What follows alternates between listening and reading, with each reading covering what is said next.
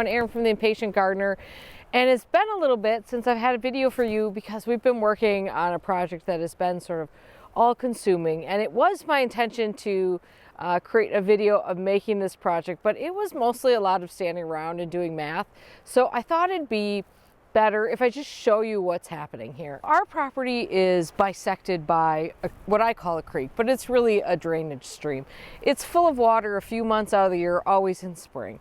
And when we bought this house, there was no way to get to the other half of our property, which seems like a really strange way to use the property that you have. So the first thing we did was build this bridge that's over here. Since then, we've added two other ways to get across. One is in the west garden, over by the driveway, where we've got a really nice, high, very wide bridge.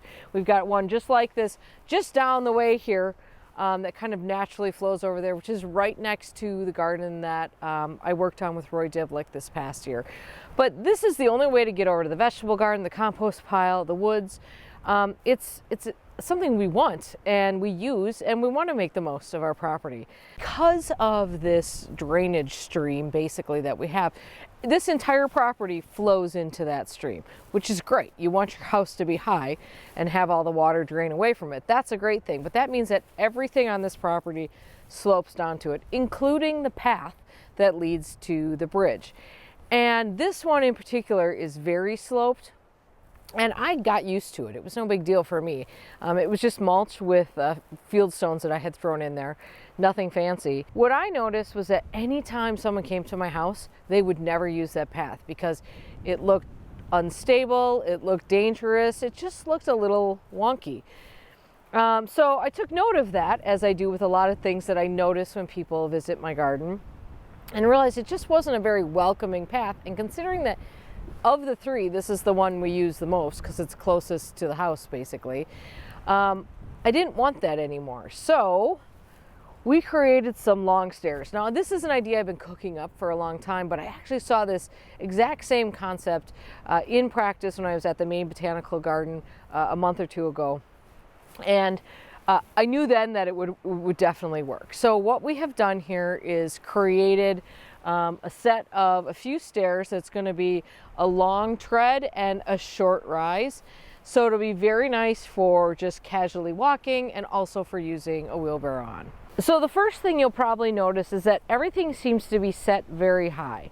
And part of that is because, as I mentioned, the whole yard slopes down. And I think you can see that the grass here slopes down as well. And if I have a regret about how we approached making this garden when we first bought this house 20 years ago, is that we didn't take the time to level anything. I mean, I like a little bit of grass in a garden, but I like it to be level, and nothing is level. It's all wavy and bumpy and whatever. So rather than compound that problem or just accept that problem and decide we're never going to fix it in any spot, and put in what I consider to be a permanent path, because when you're moving stone, that's permanent, I thought, let's raise everything up a little bit. It also helped to raise the bridge up a few inches because the water does run pretty close to the bottom of that one. So we raised up the bottom and we raised up the top, and we're going to fill in this grassy area to level this out and then plant new grass here so that this will be a smooth transition to this first step. So right now the first step is sitting quite high.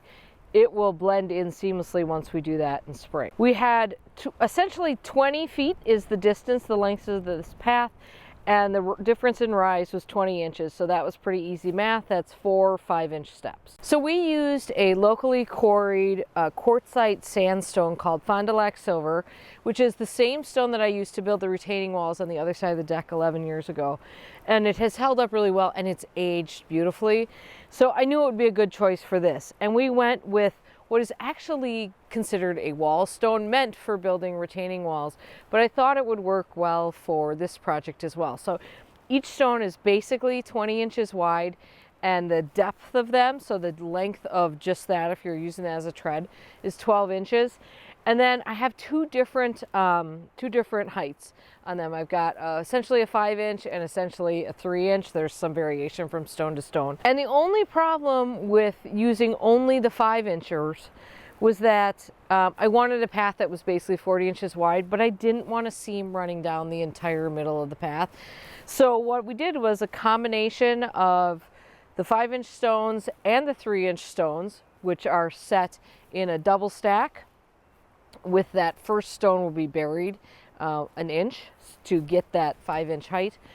And that way we alternate from 2 stones to 3 stones, and more than that, we alternate where the seam is in the stones. So this looks weird right now because some of the steps are wider than the others, but once I plant this up, you will not see those edges of those steps. So envision this as a 2-stone wide path, except for at the very top where it's going to be 3. We had to build this up quite a bit. So that was a bit of a bummer. And all we used to do this, these are not set in any sort of concrete. We used exactly what I've used in the past for projects like this, which is paver base. Now this paver base can vary on what it is, from depending on when you buy it. When I bought it last time, it was sort of like little bits of limestone and limestone dust. This time it was mostly different sizes of gravel and sand mixed together. But the point is that, and this is just purchased from the big box store, the point is that it packs very tightly. So you tamp it down and you create a solid base for whatever you're going to set on it. And then we use a little bit of sand to level things out. So this looks a little strange because right now you have to step over all the steps. But the way this is going to work is you're going to step down off an edge, walk like basically 4 feet. You're going to come to the edge of the next stone, step down. So you've got this long 5 foot long tread, and that includes the width of the stone on the top. So the treads are still up for debate what those are going to be. Right now I'm leaning towards like a decomposed granite that would get packed in there, but I might also consider some sort of ground cover on there, like low maintenance walkable ground cover on there. Not sure where that's going to go, but I have all winter to think about it. We are not going to bring in soil for that right now since we don't know exactly what we're going to do there. We're actually going to fill this in for winter with just mulch, wood chips. We've got a ton of wood chips around, and they will pack down nicely, and that way dogs and people won't get hurt when we're walking through that.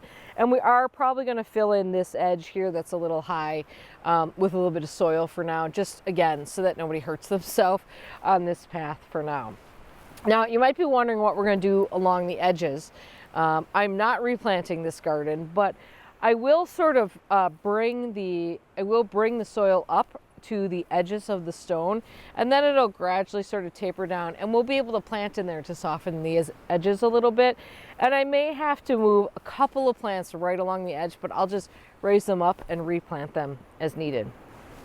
Now, if you see the other side of the path over there, we are going to add in 1 or 2 steps over there, just because since that's also sloped, it seems like it makes sense to just continue that over there. Again, that's probably a project for next year because it's getting really cold, as you might be able to tell from the blizzard that seems to be coming through right now. So the key tool that we used for this project that was really a game changer for us was a laser level, because we had to constantly be checking the level of the stones and make sure that we were getting the right rise on them. So the laser level was very helpful, and then everything else was just a tamper and a shovel. There was nothing else to it beyond that. And again, I'm sorry I didn't set up a camera, but mostly it was us standing around doing math in our heads trying to make sure we weren't messing anything up. And it was just a lot of moving really heavy rock. Each one of these stones was very heavy. We got 2 tons of stone, which was 2 very small pallets because stone is very heavy. It was $300 to have it delivered and $400 for the stone. So I have a little bit of extra stone because I didn't want to go under since the delivery fee was so high. And we moved them with a hand truck mostly, or with the wheelbarrow, but mostly with a hand truck to get them in here.